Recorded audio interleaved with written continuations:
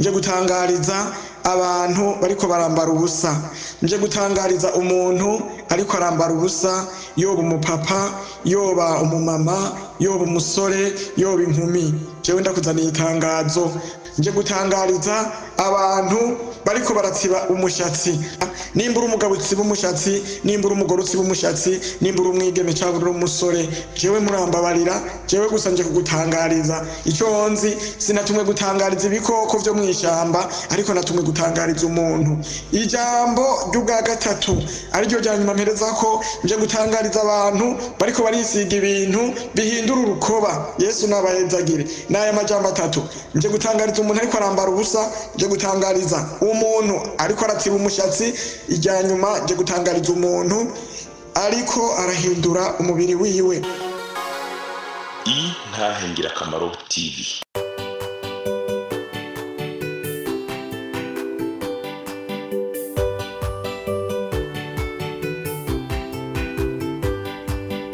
Umwami Yesu arindeze niwatanga amajambo, umunyabyaha ngo renguka wumva iby'ubugingo, atugirira ubuntu akatwiyegereza, amajambo meza cyane yo kunera umunezero, niyo meza ndayakunda ntahatanezera. Yesu arakiza. Kumara umunsi umwe mu ngoro y'umwami Imana biruta iminsi myinshi wibera mu bijandajando. Wo kumara umunsi umwe mu ngoro y'umwami Imana biruta iminsi myinshi wibereye mu bijandajando. Yesu nashimwe bwoko bw'Imana, ndabagumbiriye cyane mu izina ry'umwami wacu Yesu Kristo. Ndabahaye mwakeye cyaburi mwaramutse bivanye n'umuntu umwe wese ahaherereye mu migabane ine igize isi. Hanyuma rero nagomba dusangire amajambo y'Imana hanyuma duhejeje gusangira ayo majambo y'Imana harimo ico uza kumva cyabure uza gutora. Yesu nabahezagire. Mana yero uri mwijuru, ndagushimiye ndagukengurukiye, ndi umwana w'umuntu Mana ntaco maze, ndetse Mana ngereranijwe n'ibwipfuye, ariko Mana ndagushimiye cyane ndakengurutse kuba wabanye natwe Mana kuva muri ya masaha yose yajyajoro no kugerera amasaha kuba watuzigamye. None Mana ntanguye gusaba imbabazi. Ubwa mbere ndatanguye Mana gusaba imbabazi kubw'ibicumuro nawe nagendeyemwo, kandi rero Yesu mbabarire cyane, umbone ko amaraso imbere yawe nta ugororotse atari uriko amaraso yawe wenyene. None rero Mana nukuri ndaguhaye kazi nanjye mbabarire cyane. Bisigaye Mana nongeye no gusaba imbabazi ugira kandi kubw'aya majambo nyakubahwa, kuko mu kuyavuga kwanje Yesu nagize ubwoba no guteba nkateba, kuko nanjye ndi umwana w'umuntu. Ndasavye umbabarire. None rero Mana ndasavye uze kubana natwe, mwemu yaraze kuba muri aya majambo Mana, kuko Yesu urayazi, kandi Mana ntagitera ubwoba umuntu atari umwasi, ariko turafise intsinzi ivuye iwawe mw'ijuru. Urakoze, icyubahiro ni cyawe mu izina rya Yesu umwami wacu Kristo ryagera mw'ijuru. Amen. Yesu nashimwe ubugira kandi ntanguye kubaha akaze na karibu umuntu wese yagiriwe ubuntu akaba ari hano. Imana yo mw'ijuru imuhezagire. Tudatebeje nagomba tumanze dusangira amajambo y'Imana. Ijambo ry'Imana ryo bwa mbere tubisanga muri Petero wa mbere igice cya 3 n'umurongo wa 3. Haravuga ngo ugushaza kwanyu nikube uko kurukoba kugutsiba imishatsi. Yesu nashimwe. Canke uko kwambara izahabu, canke ukwambara impuzu nziza. Yesu nashimwe. Jambo rya kabiri turi mu vyahishuriwe Yohana igice cya 3 nyene umurongo wa 18. Haravuga ngo ndakugira inama ngure kwizahabu iyo kuwe kw'inkamba n'umuriro ubone kuba umutunzi, ungure ko n'impuzu zera ubone kwambara, isoni z'ubwambure bwawe ntizigaragare, kandi ungureko n'umuti wo gusiga ku maso ubone guhumuka.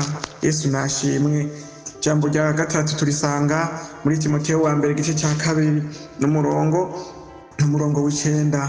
Haravuga ngo kandi n'abagore nyine ndagomba ko bambara imyambaro biberanye, bagendana isoni, badahugumba, kandi badashazisha gutsiba umushatsi. Amen. N'iri jambo ry'Imana numva twosangira uyu munsi. Hanyuma hariho irindi jambo riri mu Vyakozwe n'Intumwa igice cya 3 ku murongo wa 19. Haravuga ngo nuko mwihane muhindukire, ibyaha byanyu bihanagurwe, ibihe byo guhembuka bibona ingene biza bivuye mu nyonga z'Umwami uhoraho.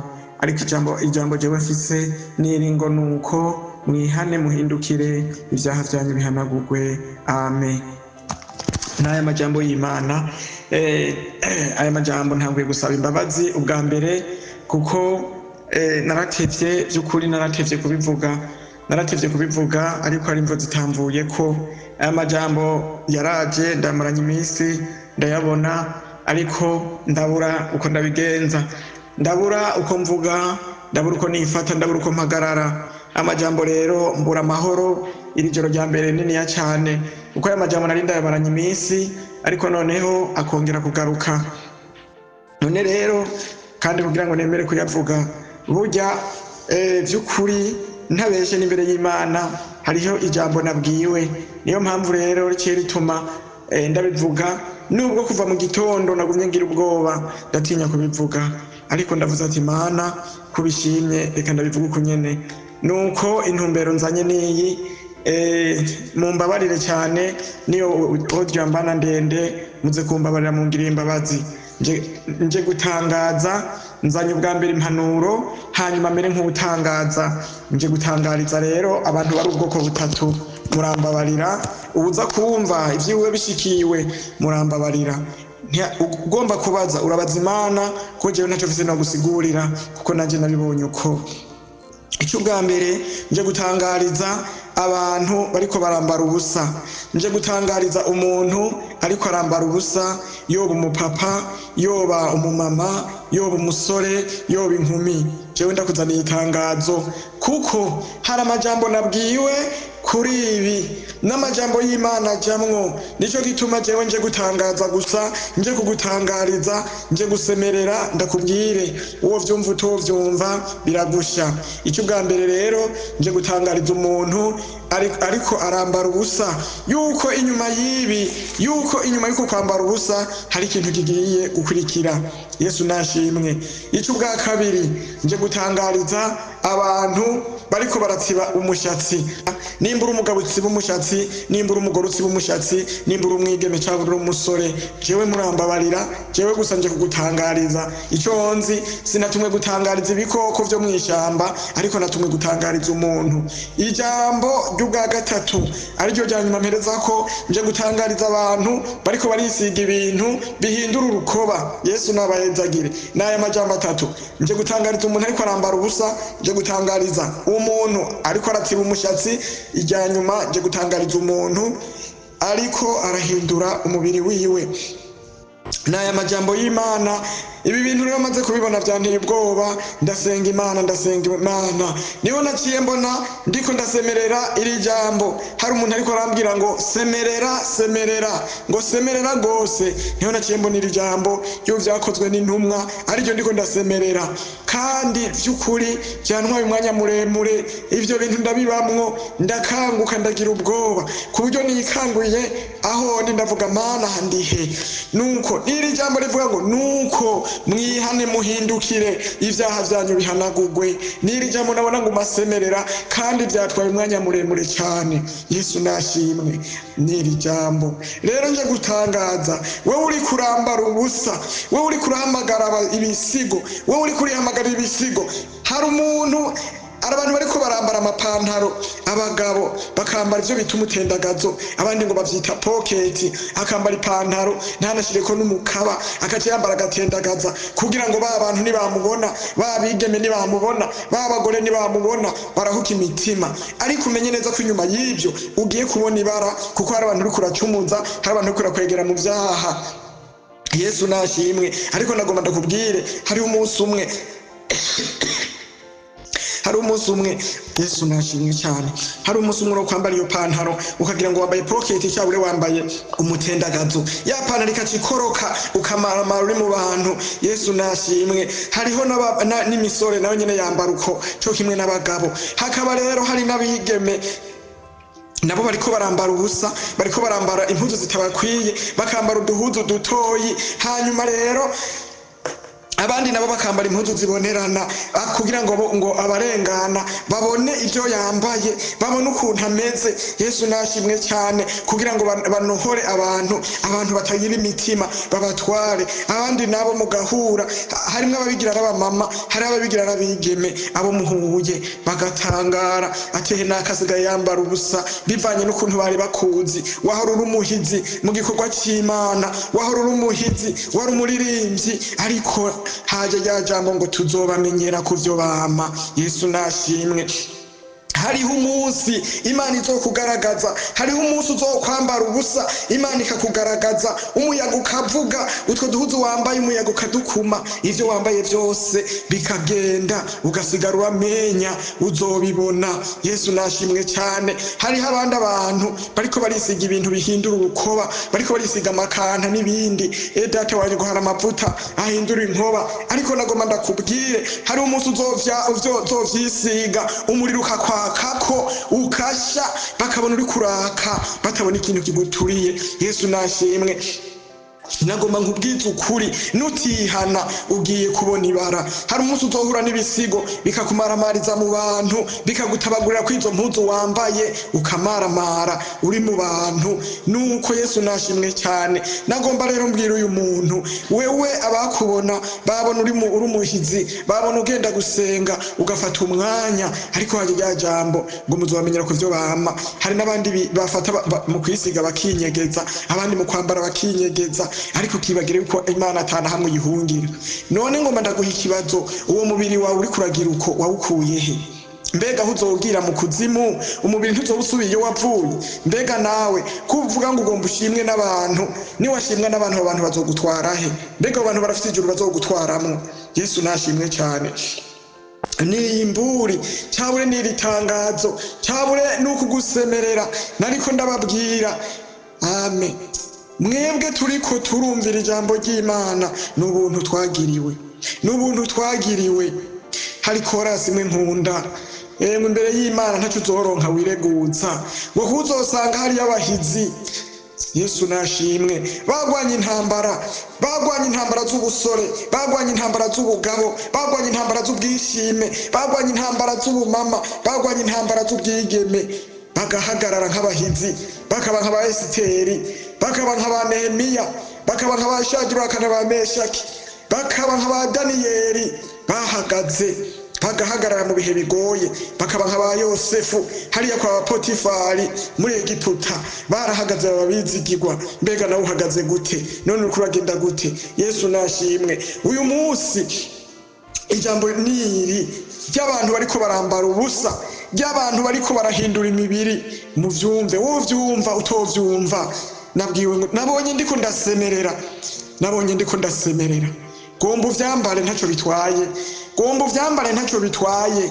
Isiga ivyo wisiga ntacyo bitwaye. Hinduka ugomba umuzungu kare wirabura ntacyo bitwaye. Ariko Imana mugiye guhigura. Amen. Sinkubesha, nutahindura, niwaguma ukuri, niwaguma ukora ivyo, mugiye guhigura nayo. Hari umunsi Imana izokumaramaza ukabibona, ukaza kwihanurira ibisenya birekera, amosozi agera ku birenge, urondera abagusengera ariko ntuzobabona. Birababaje, biteye ubwoba kuba wewe wagiriwe ubuntu ukamenya Imana, mugabo ukaba uri kurigira uko uri kurigira, hanyuma rero ukaja imbere y'Imana ugashinga intahe ngo je ndi umukristo nzokwama ndiwe mu bintu byose kugeza gupfa, ukihenda ukagenda ukaririmba iyo ndirimbo Imana ikakuraba ikitwengera. Satani nawe akaraba ati karibu muntu wanje, birababaje kuba uri kuraririmba uziga ngo uroja mw'ijuru, kuba wari kurahanura, kuba wari kurasengera abandi, kuba wari kuravuga ubutumwa mugabo ufise ikintu wanyegeje, ufise ikintu uriko urakorera ko c'ikigirwamana muri wewe. Yesu nashimwe. Aha rero hari abantu bazi ko kwambara ubusa, kwambara impuzu ngufi birafise ico zisigura. Kwambara umutendagazo, kwambara inyambaro uri kurambara itabereye birafise ico bisigura. Gutsibisha umushatsi, abazi gusigura birafise ico bisigura. Hagati y'ubugarariji no gufita umutima ukomantaye, urabemwo kimwe uri kurakora. Uri kurambara ubusa kugira ngo uhamagare ibisigo, kugira ngo uhamagare abasambanyi bose bazi wawe, uri kurahamagara zambwa. Niyo mpamvu uroza ubona ibihari iminsi uri kurarazirana, imbwa zimwe zikwirukako, uzobona abasazi bariko barakwirukako, ubona imbwa inyuma yawe mugabo nawe niwe wabikweze ntavyuzi. Uzoranda mukuri mwitiro, uranda muke wiruka, ubona ibintu biriko birakwirukako. Yesu nashimwe cyane, utazi ivyo ari byo. Rero niri jambo nagenda gutangarize, wo byumva utovyumva, umenye ko ari abantu babaye abahizi, bihanganiye ibyo byose uri kuracamwo, bakaba abahizi, bakihangana mu gihe kigoye. Aya majambo yanteye ubwoba, kandi namwe mumbabarire, by'ukuri natinye kuyavuga.